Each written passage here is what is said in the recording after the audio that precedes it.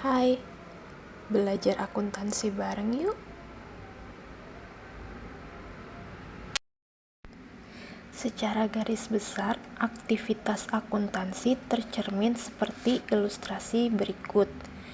Pertama, ada aktivitas pencatatan, kemudian penggolongan, dilanjutkan pengikhtisaran, dan diakhiri dengan pelaporan dalam bentuk laporan keuangan yang kita kenal dengan laporan laba rugi, neraca, laporan perubahan modal, laporan arus kas, dan catatan atas laporan keuangan.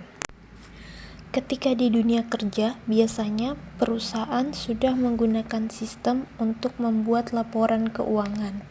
Kita sebagai akunting tinggal menginput beberapa hal ke dalam sistem, misalnya jurnal umum, transaksi kas dan bank, menginput pembelian, penjualan, inventory, dan aset tetap.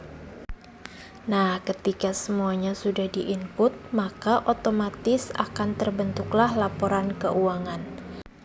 Dan kita kemudian akan menganalisa laporan tersebut. Tapi sebagai seorang akuntan, tentu kita wajib memahami alur atau proses laporan keuangan terbentuk, agar dalam bekerja, logika kita bisa berkolaborasi dengan sistem untuk menghasilkan laporan keuangan yang baik. Proses belajar akuntansi kita akan lebih mudah jika kita memahami siklus akuntansi seperti ilustrasi berikut. Semua aktivitas akuntansi diawali dengan transaksi yang disertai dengan adanya bukti transaksi yang valid.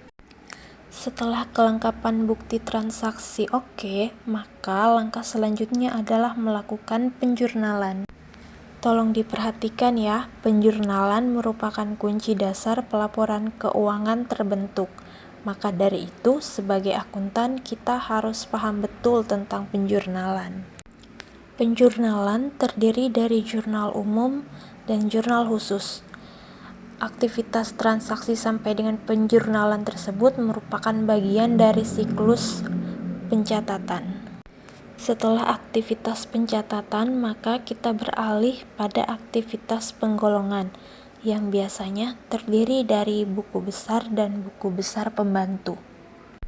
Proses penggolongan pada buku besar ini akan mempermudah kita mengetahui kondisi akun secara singkat. Next, pengikhtisaran adalah menyajikan informasi yang telah dikelompokkan ke dalam bentuk laporan.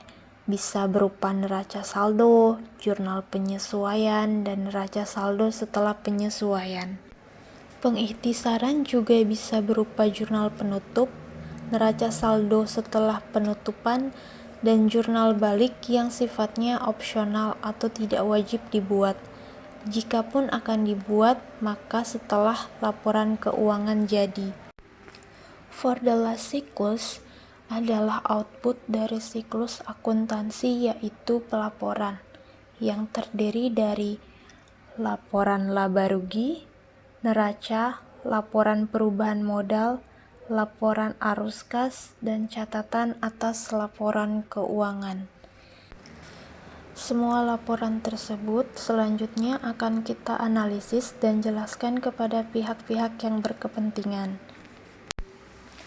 Oke, begitulah siklus akuntansi akan terus berulang dari transaksi sampai dengan laporan keuangan. Semoga penjelasannya mudah dipahami ya teman-teman. Correct me if I'm wrong. See you on next video.